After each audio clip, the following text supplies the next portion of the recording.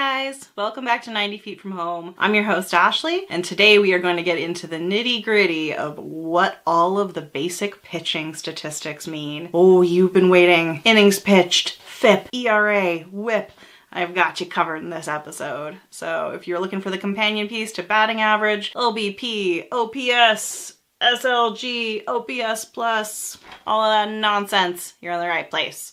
We're going to talk pitching statistics. So we're going to start off really basic, and I'm just going to explain what innings pitched means. In a box score, it's represented by IP, innings pitched, and it is very literal. It just means the number of innings a pitcher played into the game. Now, the one confusing part about innings pitched is that you may see it represented as a 6.1 or a 6.2, and what those 0.1 and 0.2 mean can be a little bit confusing if you're new to baseball. All it means is if you see a pitcher who has a 6.2 next to their innings pitched, what that indicates is that they went a complete 6 innings, a 6, and then the 0.2 tells you that they got 2 batters out. So in order for an inning to be complete, a team must get 3 outs. So if they have 1 out, it's a 0.1. If they get 2, it's a 0.2. And if you get to that 0.3 mark, it's not going to be represented because the inning will then be complete and they would go up to, say, inning 7. So if you see a player who has a 6.0, it means they pitched 6 complete innings and then were traded out for a reliever. If the pitcher has a 6.1, it means they got 1 batter in the 7th inning out and then they were replaced by a reliever, which is exactly how you'll read the innings pitched when it comes up. Now, stuff like hits, runs, and earned runs are very similar to what we talked about that very first episode where we talked hits, strikes, and all of that. I'll link that down below. So if you're not sure what qualifies as a hit, you can kind of get a primer on that. So hits and walks all count against a pitcher the same way they count for a batter. ER, or earned runs, indicates that if a run passed over home plate, it was a result of something that the batter did intentionally. I mean, it was a run or an RBI, but not something scored on an error. If a runner scores on an error, that does not count against the pitcher because it's not the pitcher's fault, basically. Earned runs basically indicate that the pitcher is responsible for that run in some fashion by allowing that base runner to get on base and to be able to be in a scoring position.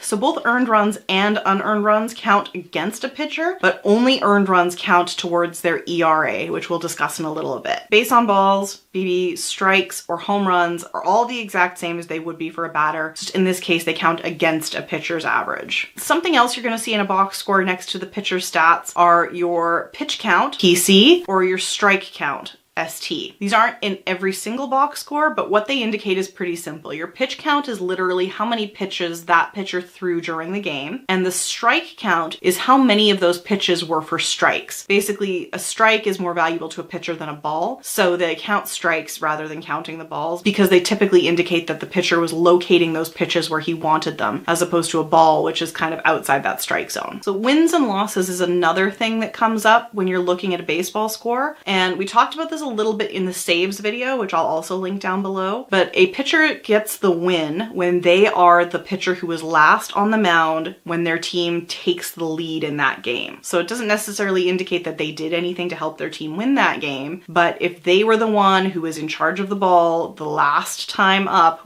when their team gets the lead, they're considered the winning pitcher. In the exact same way, if they were the last one on the mound when the team gave up the lead, they are considered that game's losing pitcher. So you'll see wins and losses represented by W and L in a pitcher's stats. Take those with a bit of a grain of salt though, because wins and losses don't necessarily indicate a pitcher's overall quality. A lot of that has to do with how well the rest of the team is playing and not necessarily just how well the pitcher does in those games. Now let's talk about the more official stats that kind of tell us a bit more about whether or not a pitcher is actually any good. There's earned run average, which is the most basic of the pitching statistics, and earned run average is often referred to as ERA. When you're looking at ERA at a glance, it's best to remember that the lower that number is, the better the pitcher is considered to be. It's usually represented as a number, i.e. 1.48 or a 3.56 or a 7.89. Anything in that one column, of course, would be considered incredible, while anything over a 4 or a 5 is considered to be not so great. ERA is actually pretty simple to calculate. It's the number of a player's earned runs, so those unearned runs we talked about earlier would not count towards this total, and you divide that by the total number of innings pitched, and then multiply that by 9, which is the average number of innings in a regular game. So in order for this to more realistically reflect a pitcher's ability ability, we don't count those unearned runs because the pitcher was not directly at fault for creating those runs. So counting them towards their ERA wouldn't give you the best picture of a pitcher's actual ability. ERA is probably one of the most common statistics used to refer to a pitcher's ability, but it is by no means the most complete picture of what they're capable of doing. So we're going to discuss two other stats that kind of give a more full picture of what a pitcher is able to do specifically. So the next statistic we're going to talk about is FIP, which stands for Field Independent Pitching. And literally speaking, this just means that the statistic removes all of the other defense and just focuses on the pitching. The idea being here is that you get a truer number that represents what the pitcher actually did on their own without factoring in maybe a subpar defensive lineup or a really, really good defensive lineup that maybe helped save a lot more runs than another team might have done. FIP looks almost identical to ERA in the way it's presented. It's a number dot number number. But what it does is it takes into account some very specific things that a pitcher is in control of. So it looks at strikes, walks,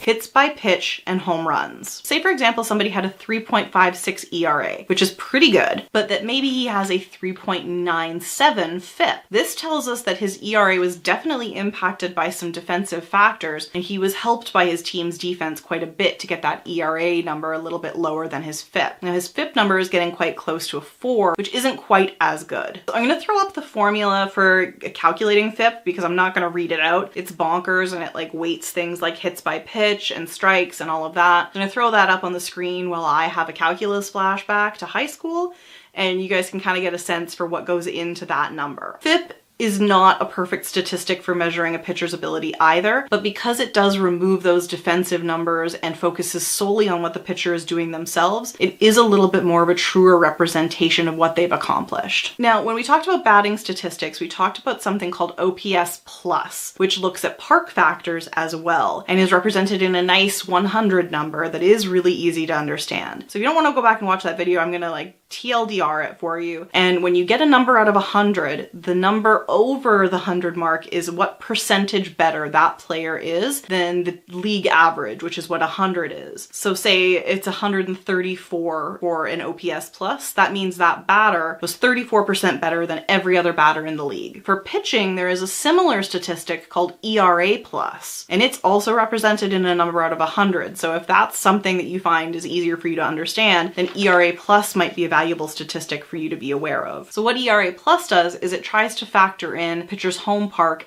into the equation and kind of give a fuller picture of what they've been able to accomplish. So for example, Jacob Degrom was a Cy Young Award winning pitcher in 2018 and played for a team where he didn't collect a lot of wins because that year's Mets team was pretty dismal. So I'm going to look at his 2018 numbers to give you an idea of what a good ERA plus number is. So Jacob Degrom last season only had 10 wins, which by most pitcher standards isn't that great and isn't something that would typically win a Cy Young Award. But if you looked at his ERA plus, he had a 216, which meant that he was literally 116% better than league average, which is monstrous and was the highest ERA plus in 2018. So you can kind of see based on a number like that why it is he was able to win that Cy Young Award even though the Mets weren't very good. So like with FIP, I'm just going to throw the calculation up on the screen so you can get a sense of it, and so that I don't have to read it out because it's just an enormous calculation. And if math is your thing, maybe you'll get into it, but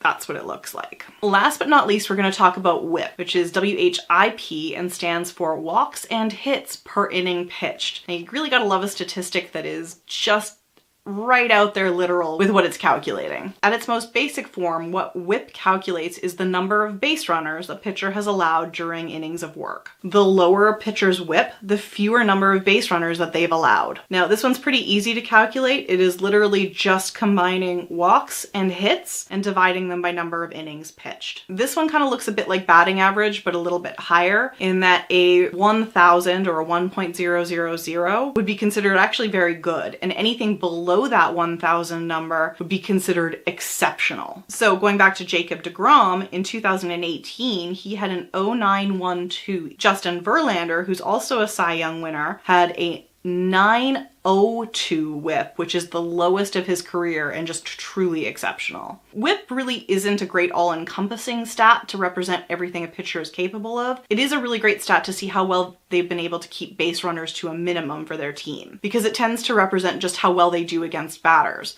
Because the lower the whip, the less likely a batter is to become a base runner against that particular pitcher. In that sense, whip is basically the opposite of OBP, or on-base percentage. Because a high OBP means that that batter is getting on a lot, whereas a low whip means that pitcher isn't allowing very many base runners to get on the base paths. So that's a basic breakdown of some really simple pitching statistics. So next time you're looking at a box score and you see ERA, strike count, if you're looking at something like Baseball Reference and you see stats like ERA plus or whip, now you kind of understand how those are calculated. I hope you enjoyed this episode. If you did, leave a comment down below, give a thumbs up. Remember to follow me. I'm online at 90 Feet From Home at Facebook, Twitter, and Instagram. And if you don't mind, hit that subscribe button down below. And if you want to be notified every Tuesday, Thursday, and Saturday when a new episode goes up, hit that little bell next to the subscribe button. Thank you so much for coming out. I love all of you guys for watching these. I really appreciate every one of you so much. And I hope you have a wonderful day. Thanks so much. Bye.